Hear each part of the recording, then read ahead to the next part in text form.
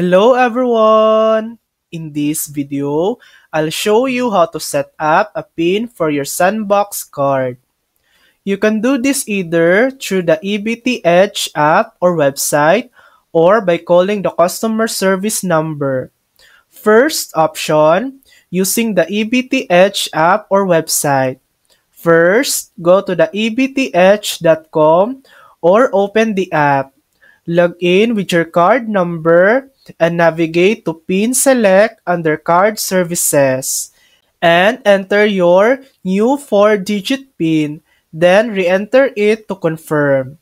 Second option, using the phone. Call the helpline at 1-877-328-9677 and follow the automated prompts to create or change your PIN. And that's it. Once your PIN is set, you can use your Sandbox card securely for purchases. And that's how to set up a PIN for your Sandbox card. Thanks for watching! If this video helped you, please like and subscribe for more helpful tutorials.